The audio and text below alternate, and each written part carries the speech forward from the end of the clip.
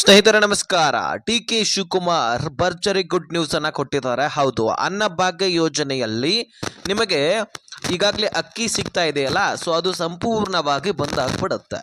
ಆದರೆ ಕೇಂದ್ರ ಸರ್ಕಾರದಿಂದನೂ ಕೂಡ 5 kg ಅಕ್ಕಿ ಸಿಗ್ತಾ ಇದೆ. ಅದು ಬಹುತೇಕ ಬಹಳಷ್ಟು ಜನರಿಗೆ ಗೊತ್ತೇ ಇಲ್ಲ. ಯಾಕಂದ್ರೆ ರಾಜ್ಯ ಸರ್ಕಾರವೇ 10 kg ಅಕ್ಕಿ ಕೊಡ್ತಾ ಇದೆ ಅಂತ ಅನ್ಕೊಂಡು ಬಿಟ್ಟಿದ್ದಾರೆ.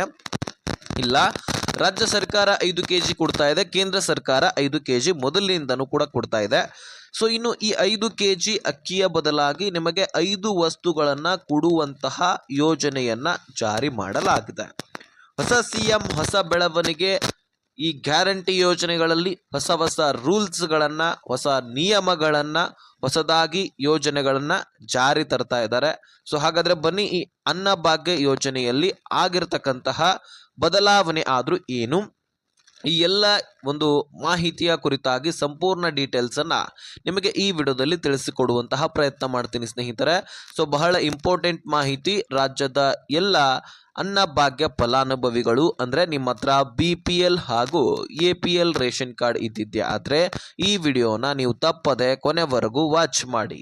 ಸ್ನೇಹಿತರೆ, ಅನ್ನಭಾಗ್ಯ ಯೋಜನೆಯಲ್ಲಿ ನಿಮಗೆ ಮೊದಲಿನಿಂದನೂ ಕೂಡ ದುಡ್ಡು ಸಿಗ್ತಾ ಇತ್ತು. ತದನಂತರ ನಿಮಗೆ ಅಕ್ಕಿ ಕೊಡುವಂತಹ ಒಂದು ನಿಯಮವನ್ನ ಜಾರಿ ತಂದ್ರು. ಅದು ರಾಜ್ಯ ಸರ್ಕಾರದ ಬಳಿ ಅಕ್ಕಿ ದಾಸ್ತಾನು ಇರಲಿಲ್ಲ.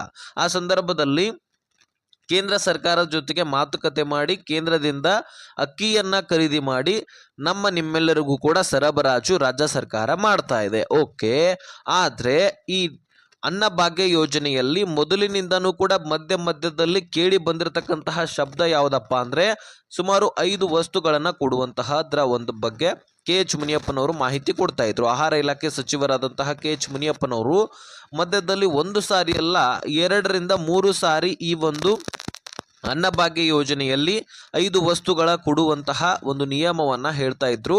ಆದ್ರೆ ಸುಮಾರು 93% ಫಲಾನುಭವಿಗಳು ಕೂಡ ನಮಗೆ ಈ ಒಂದು ದುಡ್ಡಿನ ಬದಲಾಗಿ ಅಕ್ಕಿ ಕೊಡಿ ಅಥವಾ 5 ವಸ್ತುಗಳನ್ನ ಕೊಡಿ ಅಂತ ಬೇಡಿಕೆ ಇಟ್ಟಿದ್ರಂತೆ. ಆದರೆ ಸಚಿವ ಸಂಪುಟ ಸಭೆಯಲ್ಲಿ ಈ ನಿರ್ಧಾರವನ್ನ ಕೈಚೆಲ್ಲಲಾಗಿತ್ತು. ಒಂದಲ್ಲ 2 ಸಾರಿ.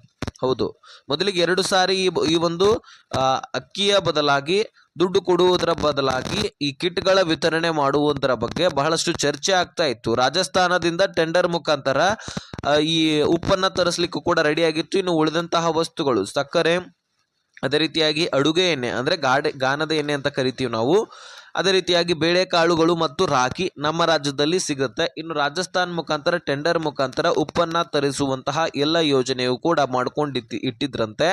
ಆದ್ರೆ ಕೊನೆಯ ಪಕ್ಷ ಈ ನಿರ್ಧಾರವನ್ನ ಕೈ ಬಿಟ್ಟಿದ್ದಾರೆ. ಸೊ ಮತ್ತೆ ಈ ಅಕ್ಕಿಯನ್ನೇ ಕಂಟಿನ್ಯೂ ಆಗಿ ಕೊಡುವಂತಹದ್ದನ್ನ ನಿಯಮವನ್ನ ಜಾರಿ ತಂದಿದ್ರು. ಆದ್ರೆ ಈಗ ಮತ್ತೆ DK ಶಿವಕುಮಾರ್ ಅವರು CM ಆದ ಬಳಿಕ ಮತ್ತೊಂದು ಹೊಸ ನಿಯಮವನ್ನ ಜಾರಿ ಮಾಡ್ತಾ ಇದ್ದಾರೆ.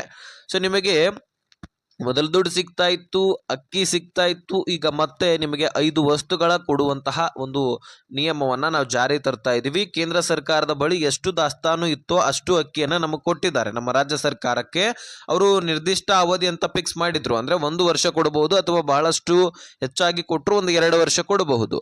ಅದಕ್ಕಿಂತ ಮೀರಿ ಕೊಡುವಂತಹ ಸಾಧ್ಯತೆ ಇಲ್ಲ ನಮ್ಮ ಹತ್ರ ಅಂತ ಕೇಂದ್ರ ಸರ್ಕಾರವು ಕೂಡ ಹೇಳಿತ್ತು. ಯಾಕಂದ್ರೆ ಆಲ್ರೆಡಿ ಈಗ ಕೇಂದ್ರ ಸರ್ಕಾರ ನಿಮ್ಮೆಲ್ಲರಿಗೂ ಕೂಡ 5 kg ಅಕ್ಕಿ ಕೊಡ್ತಾ ಇದೆ. ಇನ್ನು ಉಳಿದಂತಹ 5 kg ಅಕ್ಕಿ ಅನ್ನಭಾಗ್ಯ ಯೋಜನೆಯ ಮುಖಾಂತರ ಬರ್ತಾ ಇದೆ. ಅದನ್ನ ಈಗ ನಿಲ್ಲಿಸಿ ನಿಮಗೆ ಕಿಟ್ಗಳ ವಿತರಣೆ ಮಾಡ್ತಾರಂತೆ.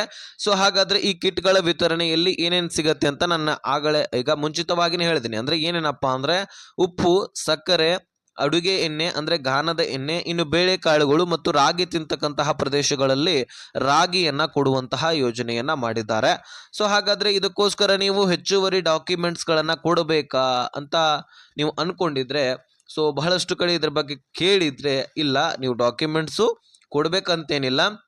ನೀವು ನೇರವಾಗಿ ನ್ಯಾಯಬೆಲೆ ಅಂಗಡಿಗೆ ಹೋಗ್ತಿರಲ್ಲ, ಸೊ ಅಕ್ಕಿಯನ್ನ ಹೇಗೆ ತೆಗೆದುಕೊಂಡು ಬರ್ತೀರಿ, ಈ ಒಂದು ವಸ್ತುಗಳನ್ನ ಅಂದ್ರೆ ಕಿಟ್ ಅನ್ನ ನೀವು ತೆಗೆದುಕೊಂಡು ಬರಬಹುದು. ಒಂದು ಪ್ಯಾಕೆಟ್ ಆಗಿ ರೆಡಿ ಮಾಡಿ ಇಟ್ಟಿರ್ತಾರೆ. ಅದು ಪ್ರತಿಯೊಬ್ಬರಿಗೂ ಕೂಡ ಸಿಗತ್ತೆ. ಅಂದ್ರೆ ಮನೆಯಲ್ಲಿ 4 ಜನ ಇದ್ರೆ 4 ಕಿಟ್ ಸಿಗತ್ತೆ, 5 ಜನ ಇದ್ರೆ 5 ಕಿಟ್ ಸಿಗತ್ತೆ, 6 ಜನ ಇದ್ರೆ 6 ಕಿಟ್ಟು, ಪ್ರತಿಯೊಬ್ಬರಿಗೂ ಕೂಡ 1 ಕಿಟ್ಟು ಸಿಗುವಂಥದ್ದು. ಸೊ ಹಾಗಾದ್ರೆ ಆ ಕಿಟ್ ಅನ್ನ ನೀವು ನ್ಯಾಯಬೆಲೆ ಅಂಗಡಿಯ ಮುಖಾಂತರವೇ ತೆಗೆದುಕೊಂಡು ಬರಬಹುದು. ಇದು ಈಗ ಸದ್ಯದಲ್ಲಿ ಪ್ರಾರಂಭವಾಗ್ತಾ ಇಲ್ಲ, ಅತಿ ಶೀಘ್ರದಲ್ಲಿ ಎನ್ನುವಂತಹ ಮಾಹಿತಿಯನ್ನು ಡಿ ಕೆ ಶಿವಕುಮಾರ್ ಅವರು ಹೇಳಿದ್ದಾರೆ. ಸೊ ಹಾಗಾಗಿ ಜುಲೈ ಅಥವಾ ಆಗಸ್ಟ್ ತಿಂಗಳಲ್ಲಿ ಈ ಒಂದು ಕಿಟ್ಗಳ ವಿತರಣೆ ಆಗತ್ತೆ. ಅಲ್ಲಿವರೆಗೂ ಕೂಡ ನಿಮಗೆ ಅಕ್ಕಿ ಸಿಗುವಂಥದ್ದು. ಸೊ ಹಾಗಾದ್ರೆ ಬಹಳ ದಿನದಿಂದ ನಿರೀಕ್ಷೆ ಮಹಿಳೆಯರದಿತ್ತು ಏನಾದರೂ ಚೇಂಜಸ್ ಆಗ್ಬೇಕಂತ. ಸೊ ಅದು ಆಗುವಂತಹ ಎಲ್ಲ ಸಾಧ್ಯತೆ ಇದೆ, ಕಾಯ್ದು ನೋಡೋಣ. ಸೊ ಸದ್ಯಕ್ಕೆ ಇದಕ್ಕೆ ಇನ್ಫಾರ್ಮೇಶನ್ ಕೊಡಬೇಕಾಗಿತ್ತು ಮತ್ತು ನೀವು ಅಲ್ಲಿ ಹೋಗಿ ಅರ್ಜಿ ಸಲ್ಲಿಸಬೇಕು, ಇಲ್ಲಿ ಹೋಗಿ ಸಲ್ಲಿಸಬೇಕಂತ ಏನಿಲ್ಲ, ತಲೆನೇ ಕೆಡಿಸ್ಕೊಳ್ಬೇಡಿ. ಆ ರೀತಿ ಏನಾದರೂ ಅಪ್ಡೇಟ್ ಸಿಕ್ಕಿದೆ ಆದರೆ ನಾನು ಮತ್ತೊಂದು ವಿಡಿಯೋದಲ್ಲಿ ತಿಳಿಸ್ಕೊಡ್ತೀನಿ. ಅದಕ್ಕಾಗಿ ಸಬ್ಸ್ಕ್ರೈಬ್ ಮಾಡಿ, ನೋಟಿಫಿಕೇಶನ್ ಆಲ್ ಅಂತ ಸೆಟ್ ಮಾಡ್ಕೊಳ್ಳಿ.